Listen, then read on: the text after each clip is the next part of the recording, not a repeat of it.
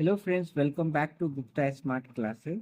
आज हम लोग यूनिट 4 का क्लासिफिकेशन एंड कैनन एल्गोरिदम समझेंगे विथ एन एग्जांपल, जिससे आपका कोई भी डाउट रहेगा वो क्लियर हो जाएगा। तो उससे पहले पहले ये जानते हैं कि कैनन एल्गोरिदम जो है वो सुपरवाइज लर्निंग का ही टाइप्स है।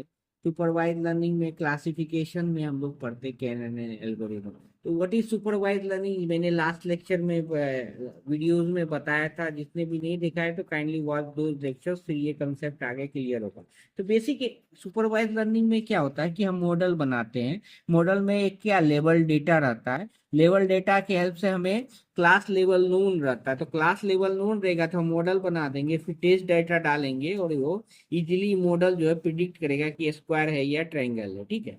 लेकिन ये जो प्रिडिक्शन है टू वेज से हो सकता है। एक न्यूमेरिकल प्रिडिक्शन हो सकता है और एक कैटेगरिकल प्रिडिक्शन हो सकता है। तो न्यूमेरिकल प्रिडिक्शन जहाँ होगा, जहाँ न्यूमेरिकल वैल्यू होगी प्रिडिक्शन, उसको हम रिग्रेशन में रखेंगे। जहाँ कैटेगरिकल प्रिडिक्शन होगा उसे हम क्लासिफिकेशन में रखेंगे। ठीक है। होपफुली ये आप सब पढ़े होंगे। तो क्लासिफिकेशन क्या होता है? Use to predict categorical value और nominal value.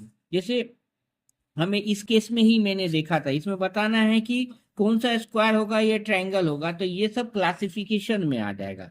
Suppose stock market का प्रिडिक्शन है, जहां पैसे की जहां न्यूमेरिकल वैल्यू आएगी तो वो आएगा रिग्रेशन में। क्लासिफिकेशन क्या है? तो क्लासिफिकेशन में बताना है कि ईमेल स्पैम है या नहीं है, कोई मेडिकल इमेज शो कर रहा है कि ब्रेन में ट्यूमर है या नहीं है, किसी को कैंसर डिजीज है या नहीं। तो पहचानेंगे कैसे कि ये क्लासिफिकेशन में है या रिग्रेशन में? तो आउटपुट वेरिएबल क्या होना चाहिए? कैटेगरिकल होना चाहिए। तो जैसे जिसमें क्वेश्चन आया यस और नो, स्पाम और नॉट स्पाम, कैट है या डॉग है, उस केस में था स्क्वायर है या ट्रायंगल है, तो वो सब क्या होगा? क्लासिफिकेशन में आएगा। रिग्रेशन हम लोग नेक्स्ट देखेंगे, उसमें रियल वैल्यू प्रिडिक्ट करते हैं, जैसे प्राइस प्रिडिक्शन, जहाँ पैसे की जहाँ न्यूमेरिकल वैल्यू का प्रिडिक्शन का होगा वहां पे रिग्रेशन आएगा।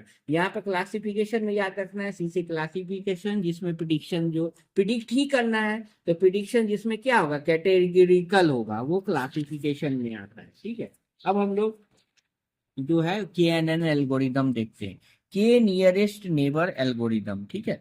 ये क्या बोलता है? तो पहला तो बता देना है कि ये देखिए, इसको लिखना है एग्जाम में के नियरेस्ट नेबर एल्गोरिदम, तो कैसे लिखेंगे? तो पहले हमें क्या बताना होगा कि ये एक supervise learning based learning technique है। तो जो भी चेक करेगा पता चल जाएगा कि इसे बेसिक्स पता है। ये क्या है? एक सुपरवाइज लर्निंग टेक्निक है और टाइप ऑफ क्लासिफिकेशन एल्गोरिदम बोल सकते हैं। ठीक है। तो इसमें क्या करते हैं कि नाम क्या है? के नियरेस्ट नेबर एल्गोरिदम। जो नेबर मतलब पड़ोसी के जो नजदीक होगा वो उसी में चला जाएगा। ठीक है। कहने का मतलब क्या है? सपोज इसको एक एग्जांपल के थ्रू हम समझते हैं। ये एक कुछ डेटा है, ये कैटेगरी ए में है, मतलब ये एक साइड है, ये एक क्लास में है। ठीक है। और ये कोई भी हो सकता है। सपोज आपका ये ट्रायंगल ले रहे तो ये ट्रायंगल ही सारा, ये स्क्वायर है, कोई भी, ये कैट वाला डेटा है, ये डॉग वाला है। एग्जाम्पल के थ्रू हम मतलब एक जनरल एग्जाम्पल ले रहे कि ये एक पार्ट है और ये एक दूसरा पार्ट है। ठीक है। अब कोई न्यू डेटा आया तो हमें बताना होगा कि वो किस पार्ट में है। तो हम थ्रू केएनएन भी ये बता सकते हैं। तो कैसे करते हैं? सॉरी। थ्रू केएनएन क्या करेंगे? जो न्यू डेटा आया उसकी डिस्टेंस निकालेंगे। किससे? कैटेगरी बी में जितने भी पॉइंट्स हैं उससे, और कैटेगरी ए में भी जितने पॉइंट्स हैं उससे। यहाँ मैंने 5 ले लिए, यहाँ भी 5 लिए हैं, कुछ भी ले सकते हो आप। ऐसा नहीं कि सर ने लिया है 5 तो आपको भी कुछ भी आप ले सकते हो। तो देखो, पहला डायग्राम इजी है, category A, category A B बना दिए और उसमें क्या किए? एक नया न्यू डेटा पॉइंट लिए। किस लिए? कि इसे हमें बताना है कि वो न्यू डेटा पॉइंट किस कैटेगरी में, इक्वल टू कैटेगरी। आप ऐसे भी एग्जाम में लिख सकते हो कि कौन से कैटेगरी में है ये डेटा। तो अब उसके लिए क्या करेंगे हम कि कैलकुलेट, क्या करते हैं? डिस्टेंस कैलकुलेट करते हैं। क्या कैलकुलेट करते हैं? डिस्टेंस कैलकुलेट करते हैं। ठीक है। तो डिस्टेंस कैलकुलेट करेंगे। तो डिस्टेंस कैसे कैलकुलेट, एग्जाम्पल के थ्रू देखेंगे। अभी बस जानते हैं कि इसका सबके रेस्पेक्ट में हम डिस्टेंस निकालेंगे। ठीक है।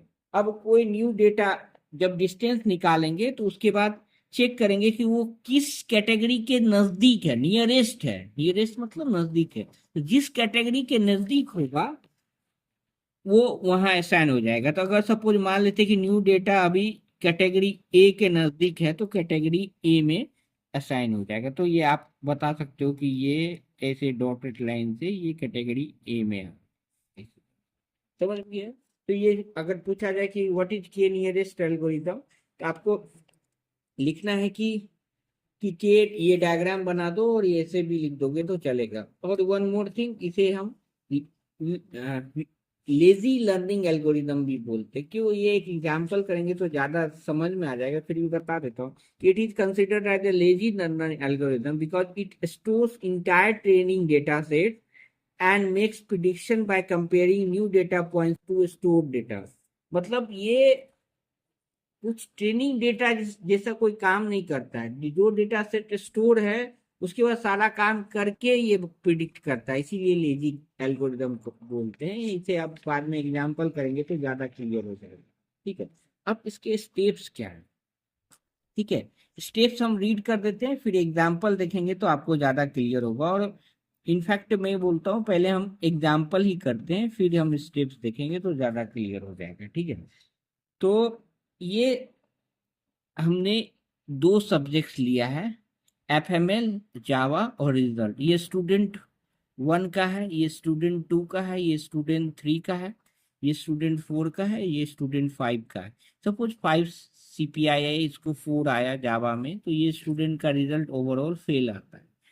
सेकेंड स्टूडेंट का 6 है, जावा में 5 है तो स्टूडेंट पास हो जाता है। 7 है, 6 है तो पास, 5 5 तो ये फिर फेल, 8 9 तो पास। अब कोई स्टूडेंट एक्स है, तो मतलब यहाँ हमारी कैटेगरी क्या हो गई, तो आप बोलोगे सर दो कैटेगरी है, कौन सा कैटेगरी है, एक पास है और एक फेल है, ठीक है। अब कोई न्यू डेटा आता है, कोई न्यू डेटा आएगा तो या तो पास में जाएगा या तो फेल में जाएगा, क्लियर है। अब पास में या जाएगा या फेल में जाएगा, तो सपोज एक न्यू डेटा एक्स आया, ठीक है, उसको एफएमएल, एक्स स्टूडेंट है, उसको एफएमएल में 6 है, जावा में 7 है, तो हमें चेक करना है कि वो पास में जाएगा या फेल में जाएगा। तो उसके लिए हम क्या करते हैं, डिस्टेंस बताए थे कि जो न्यू डेटा होगा उसका दोनों कैटेगरी में सारे पॉइंट से डिस्टेंस फाइंड आउट करेंगे। डिस्टेंस के बहुत सारे मेथड है, बट हम यूक्लिडियन डिस्टेंस यहाँ भी पढ़ते हैं। तो यूक्लिडियन डिस्टेंस क्या होता है कि दो पॉइंट्स के बीच का डिस्टेंस, अगर एक पॉइंट x1 y1 है, दूसरा x2 y2 है, तो दोनों पॉइंट का बीच का distance root over x1 minus x2 का square plus y1 minus y2 का स्क्वायर, ठीक है। ये सिंपल सा एग्जांपल देखेंगे तो क्लियर हो जाएगा, ठीक है। अब सपोज एक्स स्टूडेंट है, एक्स स्टूडेंट का मतलब हमें हर पॉइंट के एक्स स्टूडेंट का हमें हर पॉइंट के रेस्पेक्ट में डिस्टेंस निकालना है, ठीक है। तो मेरा x1 y1 हम ले लेते हैं, एक्स स्टूडेंट के लिए हम फर्स्ट स्टूडेंट का निकालते हैं, फर्स्ट स्टूडेंट से डिस्टेंस निकालते हैं। तो ये 0.67 मेरा कॉमन रहेगा, और बाकी जितने भी पॉइंट्स है उससे डिस्टेंस निकालेंगे। तो पहले 5 4 से निकालेंगे, फिर 6 5 से, फिर 7 6 से, फिर 5 5 से, फिर 8 9 से, क्लियर है। ये बेसिक स्टेप हो गया कि जो स्टूडेंट का चेक करना है कि किस कैटेगरी में लाई करता है, पास या फेल, तो पहले हम सारे पॉइंट से उसका डिस्टेंस निकालेंगे, ठीक है। तो हम x1 निकालते हैं, ठीक है। x1 क्या कि एक पॉइंट हो गया 6 7, और दूसरा पॉइंट हो गया, फर्स्ट स्टूडेंट को कितने मार्क्स आया है 5 4, ठीक है। तो ये क्या फॉर्मूला हो जाएगा डिस्टेंस का, root over x1 minus x2 का स्क्वायर। तो 6 ये मान लेते हैं x1 है, ये y1 है, ये x2 है, ये y2 है। तो 6 माइनस 5 का स्क्वायर हो जाएगा, प्लस 7 माइनस 4 का स्क्वायर हो जाएगा, ठीक है। 6 माइनस 5 का स्क्वायर क्या होगा, सिंपल है, 1 आएगा, 1 का स्क्वायर प्लस 7 माइनस 4 का स्क्वायर, 3 का स्क्वायर। तो ये क्या हो जाएगा, रूट ओवर 1 प्लस 9, तो क्या आएगा √10। तो √10 की वैल्यू आप कैलकुलेटर से भी निकाल सकते हो। अभी के लिए हम मान लेते 3 3 था 9 होता, तो 3 पॉइंट समथिंग आएगा, जो भी होगा आप कैलकुलेटर से यू कैन राइट, ठीक है। कैलकुलेटर इज अलाउड, ठीक है। अब x2 निकालते हैं। x2 मतलब पॉइंट x का सेकेंड स्टूडेंट से क्या डिस्टेंस है, ठीक है। तो इसमें x1 मेरा 6 7 ही रहेगा, दूसरा क्या पॉइंट है 6 5, ठीक है। तो x2 क्या हो जाएगा, ये 6 7 सबके लिए कॉमन ही रहेगा, ये बताया था मैंने कि, और बाकी से डिस्टेंस निकालेंगे तो 6 5 से निकालेंगे, फिर 7 6 से, फिर 5 5 से, फिर 8 9। तो 6 5 से निकालेंगे, मैं आपको एक करके दिखा देता हूँ। तो 6 - 0 का 6 - 6 का स्क्वायर, ये x1 - x प्लस 7 - 5 का स्क्वायर, ठीक है। तो ये क्या आ जाएगा, आप चेक कर लीजिएगा, 0 + 4 आ जाएगा। तो 4 का स्क्वायर रूट क्या आ जाएगा, 4 का स्क्वायर रूट क्या आ जाएगा, 2 आ जाएगा। फिर इसी तरह हम x3 निकालेंगे। x3 क्या हो जाएगा, 6 7 और 7 6 के बीच का डिस्टेंस निकालेंगे, 6 7 और 7 3 का, तो ये निकालिएगा तो आपको आएगा √2। इसी तरह हम x4 निकालेंगे। x4 क्या हो जाएगा, 6 7 और 5 5, तो मतलब वही हो जाएगा 6 - 5 का स्क्वायर प्लस 7 - 5 का स्क्वायर, ठीक है। तो ये क्या आ जाएगा, 6 - 5 1 का स्क्वायर 1, 7 - 1, ये क्या आ जाएगा, √5 आ जाएगा, ठीक है। अब लास्ट में हम क्या निकालेंगे, तो x5 निकालेंगे। x5 क्या आ जाएगा, √8 - 6 का स्क्वायर प्लस 7 - 5 का स्क्वायर, तो क्या आ जाएगा, √1 + 4, तो सॉरी 8 - 6 का स्क्वायर क्या हो जाएगा, √4 + 4, क्या आ जाएगा, √8। ये 2 2 जा 4, 3 3 जा 9, तो 2 पॉइंट समथिंग आएगा √8, ठीक है। अब सारे डिस्टेंस निकाल लिए, और इसमें आपको के की वैल्यू मैंने स्टार्टिंग में बताना भूल गया था, के की वैल्यू 3 रहेगी, ठीक। तो के की वैल्यू क्या है कि के की वैल्यू आपको मेजोरिटी डिसाइड करने में हेल्प करता है कि जो, अब जैसे के की वैल्यू 3 है तो यहाँ पे हम सारे डिस्टेंस निकालेंगे, लेकिन हमें जो सबसे स्मॉलेस्ट नियरेस्ट है, नियरेस्ट मतलब जो जिसका डिस्टेंस कम होगा, तो वो 3 वैल्यू को चूज करना है, ठीक है। तो जैसे यहाँ पे हम चेक करेंगे तो नियरेस्ट क्या है, तो 2 का कीजिएगा तो 1 पॉइंट समथिंग आता है, ठीक है। तो ये √2 वाला नियरेस्ट है x3, और क्या है, ये 2 वाला भी नियरेस्ट है। √5 का वैल्यू जो ये आया है x4 का, ये 2 पॉइंट समथिंग आएगा, और ये तो 3 है, और ये भी √8 है, तो √8 √5 में ऑब्वियसली √5 छोटा होगा, तो ये 3। तो जितने भी नियरेस्ट है, अगर के की वैल्यू 2 होती तो हम 2 वैल्यू को ही चूज करते, ठीक है। या के की वैल्यू 4 होती तो हम 4 नियरेस्ट वैल्यू को चूज करते। तो आप बोलोगे सर इसको क्यों नहीं चूज किए, तो ये 3 पॉइंट समथिंग है, हमको लोएस्ट से चलना है। हम क्या करेंगे, नहीं समझ में आता है तो आप ऐसे कर सकते हो, ये सारे वैल्यू को असेंडिंग ऑर्डर में लिख दो पहले, ठीक है। तो असेंडिंग ऑर्डर में मतलब बढ़ते क्रम में, तो पहले x2 आएगा, उसके बाद कौन सा आएगा, उसके बाद x3 आएगा, उसके बाद x4 आएगा, x2 x3 x4 आएगा, उसके बाद x5 आएगा, उसके बाद x1 आएगा, x5 आएगा, और उसके बाद x1 आएगा, ठीक है। और हमें k की वैल्यू कितनी है, 3 है, 3 है, तो ये 3 वैल्यू पे ही कंसंट्रेट करना है, ठीक है। तो ये x2, अब देखते हैं यहां तक समझ में आ गया। अब हम ये एल्गोरिदम देखते हैं, आपको ये भी समझ समझ अच्छा, ये समझ x2 पे क्या है, x सेकेंड स्टूडेंट क्या है, पास है, थर्ड स्टूडेंट क्या है, पास है, फोर्थ स्टूडेंट क्या है, फेल है। तो यहाँ पे लिख देंगे x2 क्या है, पास है, ऐसे ही आपको लिखना है। थर्ड स्टूडेंट क्या है, पास है। फोर्थ स्टूडेंट क्या है, फेल है। अब इस तीनों में मेजोरिटी किस में आया, 2 पास में आया, ठीक है। मेजोरिटी मतलब इन तीनों में 2 पास है और एक फेल है, तो मेजोरिटी किसका आया है, पास। मेजोरिटी क्या आया, मेजोरिटी क्या आया, पास है। तो रिजल्ट क्या हो जाएगा, एक्स मेरा पास। तो एक्स जो स्टूडेंट है वो पास है, यही आपका आंसर हो गया इस न्यूमेरिकल। अब इसी को हम एल्गोरिदम में लिख सकते हैं। देखिए, अब आपको एल्गोरिदम इजीली समझ में आ जाएगा। पहले क्या है, स्टेप वन की पहले हम ऑप्टिमल वैल्यू ऑफ के इज डिटरमाइन, या एक क्वेश्चन में के दिया होगा या यूजर को खुद डिसाइड करना होता है कि के की वैल्यू 2 ले 3, मतलब जनरली जितना भी डेटा होता है उसका हाफ, या बड़े डेटा के लिए 5 वो लेते हैं। अभी हम एफ टू, तो फर्स्ट क्या है, आपको के की वैल्यू डिटरमाइन करना है, ठीक है। अब उसके बाद क्या करते थे, याद कीजिए, आपको कैटेगरी दिया हुआ है और न्यू डेटा जैसे ही एंटर होता है तो न्यू डेटा का बाकी के रेस्पेक्ट में क्या फाइंड आउट करते थे, डिस्टेंस फाइंड आउट करते। तो स्टेप 2 क्या हो जाएगा, calculate the distance between the new data point two all data point, ठीक है, डिस्टेंस निकाल लिए।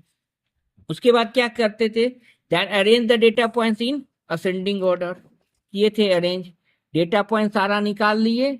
उसके बाद असेंडिंग ऑर्डर में, उसके बाद क्या करेंगे, उसके बाद असेंडिंग ऑर्डर में के की वैल्यू जितनी है उसमें से वो वही वैल्यू चूज करेंगे और उसमें चेक करेंगे कि किसकी मेजोरिटी है। जिसकी मेजोरिटी होगी उसी में वो न्यू डेटा क्या हो जाएगा, साइन हो जाएगा, ठीक है। तो कभी कभी इसके एडवांटेजेस और डिसएडवांटेजेस भी पूछते हैं, लास्ट ईयर पूछा था जीटीयू में। तो एडवांटेज क्या है, तो याद करना है कि सिंपल एंड इजी है, बहुत ही इजीली और सिंपल है, कोई कंसेप्चुअल ज्यादा है नहीं। और दूसरा क्या है कि वेरी फ्यू पैरामीटर्स है, ओनली के की वैल्यू हमें गेस करना है और एक डिस्टेंस का फॉर्मूला लगाना है। तो ये मतलब पैरामीटर ओनली दो ही है, क्यू और एक डिस्टेंस का formula. It is the good for small data sets, more versatile है। मोर वर्सटाइल मतलब ये क्लासिफिकेशन के लिए तो एप्लीकेबल है ही, ये लिखना है आपको, क्लासिफिकेशन के लिए है भी और रिग्रेशन के लिए भी है, इसको हम यूज करते हैं। डिसएडवांटेज क्या है, तो लेजी एल्गोरिदम है, मतलब लेजी मतलब पूरा प्रोसेस करने के बाद हमें पता चलता है कि ये किस में बिलोंग करेगा, इसीलिए इसे लेजी एल्गोरिदम करते हैं। Expensive for large data set, बहुत लार्ज डेटा सेट्स है तो हमें बहुत सारी डिस्टेंसेस निकाल के कैलकुलेट करना होगा, तो टाइम कंज्यूमिंग है। कर्स ऑफ डायमेंशनैलिटी, मतलब अगर बहुत ज्यादा डायमेंशन दिया हुआ है, ये आप लोग थर्ड यूनिट में पढ़े होंगे, कर्स ऑफ डायमेंशनैलिटी। अगर बहुत ज्यादा डायमेंशन दिया हुआ है, मतलब जैसे यहाँ पे हमने एग्जाम्पल में देखा था कि दो ही वैल्यू दी है, एफएमएल जावा। अगर बहुत सारा डायमेंशन है तो क्या होगा, टाइम कंज्यूमिंग हो जाएगा, मतलब बहुत सारा, यहाँ 2 डायमेंशन था तो इजीली हो गया, ज्यादा डायमेंशन है इसीलिए कर्स ऑफ डायमेंशनैलिटी बोलते हैं, मतलब डायमेंशन ज्यादा है तो वो कर्स है, अभिशाप है। फोर्थ क्या, रिक्वायर्ड केयरफुल सिलेक्शन ऑफ, के की वैल्यू भी चेक करने में हमें केयरफुल रहना होगा, नहीं तो एक ऑप्टिमम रिजल्ट नहीं आता। और के की वैल्यू का कोई फिक्स मेथड नहीं दिया हुआ, इसीलिए ये डिसएडवांटेज में है। तो आपको ये एक एग्जांपल एक बार फिर से देखिएगा और उसी से समझ में आ जाएगा। देखिए, जैसे ही पूछे कि के एन एन क्या है तो आपको समझना चाहिए दो कैटेगरी है, तो यहाँ कैटेगरी क्या है, पास और फेल दिया हुआ है और वैल्यू एफएमएल और जावा का है। तो एफएमएल और जावा का हर एक स्टूडेंट्स का दिया हुआ है, टोटल स्टूडेंट्स कितने, 5। न्यू स्टूडेंट जो आया है उसको चेक करना है कि वो किस कैटेगरी में लाया था, तो न्यू स्टूडेंट के मार्क्स क्या है, 6 एंड 7। तो 6 7 का हम क्या करेंगे, क्या बताए थे केएनएन में कि सारे डेटा पॉइंट से जो भी कैटेगरी में हो, पास की कैटेगरी में हो या फेल के कैटेगरी में, तो ये सारा डेटा पॉइंट लिख लिए और उससे क्या निकालेंगे, डिस्टेंस। डिस्टेंस कौन सा निकालेंगे, यूक्लिडियन डिस्टेंस, उसका फॉर्मूला होता है। तो x1 का निकाले तो ये पॉइंट x1 हो गया 6 7, अब बाकी जो होगा वो चेंज होते रहेगा। तो 6 7 5 4 का डिस्टेंस निकाले, फिर 6 7 6 5 का निकाले, फिर 6 7 7 6 का निकाले। तो इस तरह से सारा डिस्टेंस निकाले और k की वैल्यू 3। उसके बाद क्या करेंगे, उसे असेंडिंग ऑर्डर में अरेंज कर दिए, ठीक है। असेंडिंग ऑर्डर में अरेंज कर दिया, के की वैल्यू 3 थी तो हमें 3 ही वैल्यू चूज करना है। अब 3 वैल्यू पे चेक किए तो टू सेकेंड स्टूडेंट का रिजल्ट क्या था, पास वाला, थर्ड का क्या था, पास, और फोर्थ का क्या है, फेल। तीनों के कोरस्पॉन्डिंग वैल्यू लिख दिए, पास पास फेल। तो मेजोरिटी क्या है, 3 में से 2 पास है तो एक्स भी क्या हो जाएगा, पास, ठीक है। आप सेम क्वेश्चन को आप एक घर पे आपके लिए होमवर्क है कि अगर कोई भी स्टूडेंट वाई आया, उसको एफएमएल में 4 मार्क्स है और जावा में 6 मार्क्स है। तो आपको बताना है कि वो किस कैटेगरी में लाई करेगा, पास और फेल। सॉल्व करके kindly put it into the comment section. Hopefully ये लेक्चर आपको पसंद आया हो। कोई डाउट हो तो आप कमेंट सेक्शन में लिखिए। Thank you very much.